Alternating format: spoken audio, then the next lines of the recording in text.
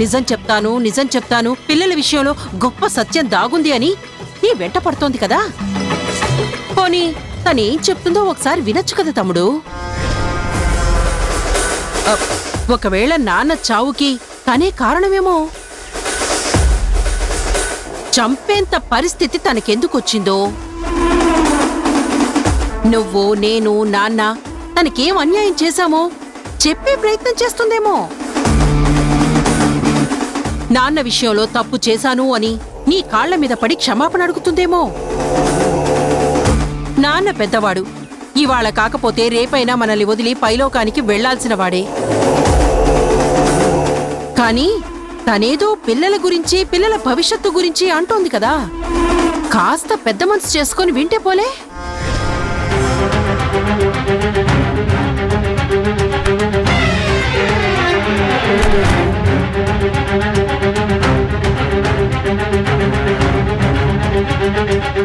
నాన్న మరణానికి, ఆ పిల్లల జననానికి ముడి పెట్టద్దురా. ఇదిగో, నేను బలవంత పెడుతున్నానని కాదు, నీ మనసుకి నచ్చితే చెప్పే అవకాశం ఇవ్వు. ఓపిగ్గా వినే ప్రయత్నం చెయ్యి. పోయిన నాన్న ఎలాగో పోయాడు, ఆయనైతే తిరిగి రాడు కదా.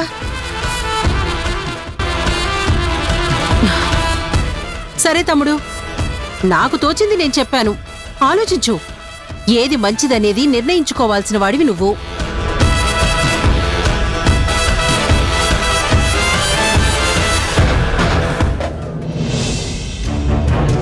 వీడి గారు నవ్విందంటే వీడి మైండ్లో పెద్ద పీఠముడే వేసుంటుంది. ఆ ముడి విప్పి వీడి మనసు మళ్ళీ మా ఊరు ధోరణికి తేవాలంటే నా వల్ల అయ్యే పని కాదేమో. గుణ, రేపు హాస్పిటల్లో 4 సర్జరీస్ ఉన్నాయిరా. ఈ మధ్య నువ్వు సరిగ్గా రాలేదు కదా, అవన్నీ పెండింగ్ పడిపోయాయి. నువ్వు ఇమీడియట్గా సర్జరీ చేయకపోతే వాళ్ళ ప్రాబ్లం క్రిటికల్గా మారుతుంది. వాళ్ళ సిచ్యుయేషన్ క్రిటికల్ అయ్యేలా ఉంది.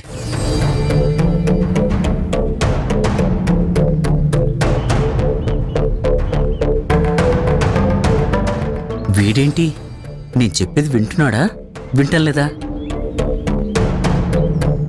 ఏమైందిరా? నేను మాట్లాడుతూనే ఉన్నాను, నీ నుంచి ఎలాంటి రెస్పాన్స్ రావడం లేదు. ఏం మాట్లాడవే? నీకో లెటర్ మెయిల్ చేశాను, దాన్ని ప్రింటౌట్ తీసి రేపు వెళ్ళి ఆ జనని గారికిచ్చే. ఏంట్రా, లెటర్ నా మెయిల్కి పంపించావా? ప్రింటౌట్ తీసి వదినకివ్వాలా? ఏంటా లెటరు? తమ్మరి పుణ్యమే, మీరు పెట్టిన లిటికేషనే. ఆవిడ గారితో మనం హాస్పిటల్ విషయంలో చేసుకున్న అగ్రిమెంట్ టెర్మినేషన్ లెటర్. భ్రమలన్నీ తొలగిపోయాయి కదా, ఇంకా భరించడం ఎందుకు? అందుకే కాంట్రాక్టు రద్దు చేసేస్తున్నా. ఇప్పుడు ఇంత అర్జెంటుగా అలాంటి నిర్ణయం ఎందుకు తీసుకున్నావు? అగ్రిమెంట్ క్యాన్సిల్ అయిపోతే తను హాస్పిటల్కి వచ్చే అవసరము ఉండదు, అవకాశం కూడా ఉండదు. రావడం, మాట్లాడాలని నా వెంట పడటం, అడ్డు తగలడం, నా రెస్పాన్సిబిలిటీస్ని డిస్టర్బ్ చేయడం నాకు నచ్చట్లేదు. ఎదురుపడి వేధించే వాళ్ళంటే నాకు అసహ్యం. వాళ్ళ మొహం చూడగానే బీపీ రైజ్ అవుతుంది, వర్క్ మూడు డిస్టర్బ్ అవుతుంది. అందుకే ఎంట్రీ దగ్గరే స్టాప్ చెప్పేస్తే డిస్కషన్స్ ఉండవు, డిస్టర్బెన్స్లు ఉండవు. నువ్వు తప్పు చేస్తున్నావురా, చాలా పెద్ద తప్పు చేస్తున్నావు. తను తప్పు చేస్తుందని భ్రమలో ఉండి నువ్వు చేయకూడని తప్పు చేస్తున్నావు. ఎవరెవరి మాటలో వింటున్నావు కానీ వదిన మాటలు వింటాం మానేస్తున్నావు. నేనెవరి మాటలో వింటాననేది నీ భ్రమ. నాకు ఎవరేంటో బాగా తెలుసు, ఎవరి మాటలు వినాలో కూడా తెలుసు. ఇప్పుడు నిన్ను నువ్వు సమర్థించుకోవచ్చురా, కానీ తర్వాత నష్టపోయేది నువ్వే. నీకు తెలిసిందే చాలా తక్కువ, కానీ నీ జీవితంలో జరిగిన ఎన్నో సంఘటనల గురించి నిజానిజాలు నాకు తరుణ్కి తెలుసురా. నీ మనసు ఎందుకు నిజాన్ని అర్థం చేసుకోలేకపోతుందో నాకు అర్థం కావట్లేదు. దాన్ని బట్టే నువ్వు ఎవరి మాటలకో ప్రభావితమయ్యావని అర్థం చేసుకోగలుగుతున్నాను. నువ్వు నిజంగా నిద్రపోతున్నావో నిద్ర నటిస్తున్నావో అర్థం కావట్లేదు. ఏంట్రా, ఏంటి నిద్ర, నటన, ప్రభావం అని ఏవేవో మాట్లాడుతున్నావు? నీకేవో నిజాలు తెలుసంటున్నావే, ఆ నిజాలన్నీ ఇప్పుడెందుకు బయటకు వస్తున్నాయిరా? ఇంతకాలం ఎందుకు చెప్పలేదు? నిన్న మొన్నటిదాకా నీకు అన్నయ్యని కదా, వాడికి తండ్రినే కదా. మీరంతా చాలా ఫ్రీగా, క్లోజ్గా ఎమోషన్స్, ఎఫెక్షన్స్ షేర్ చేసుకున్న వాళ్లే కదా. ఎందుకు దాచావు? అయినా నాకు అర్థం కాదు, మీరు చెప్పే నిజాల కన్నా నేను చూసిన నిజం గొప్పది కదా. ఏంట్రా నువ్వు చూసిన నిజం? మా నాన్న శివ, మా నాన్న చనిపోయిన నిజం. నా కళ్ళ ముందు చనిపోయాడ్రా, నా కళ్ళ ముందే. ఆ జనని మా నాన్నని తోసేసింది. అది నిజం కాదా? ఇందులో ఎవరి అబద్ధం ఉందిరా? నాకు తెలియదు, నాకు సంబంధం లేదు అనే ఆవిడదా?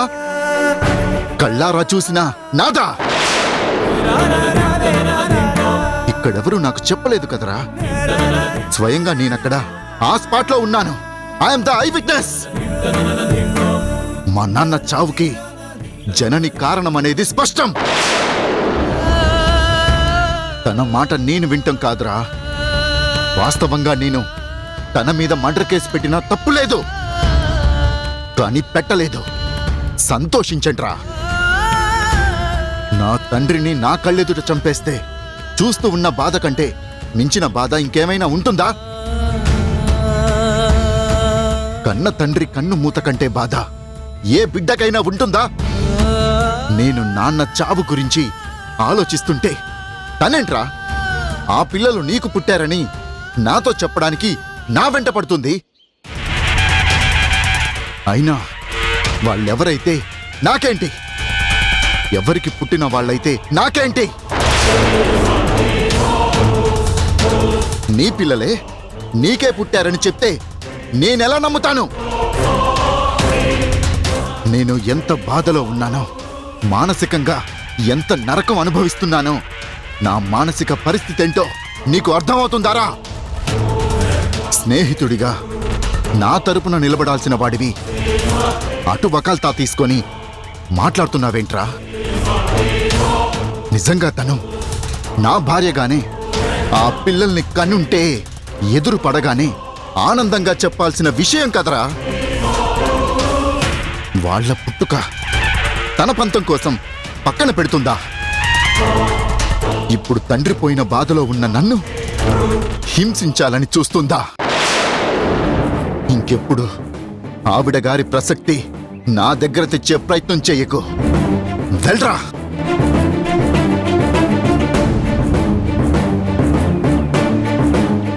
ఇప్పుడు ఎవ్వరు చెప్పినా వీడు బుర్రకెక్కించుకోడు.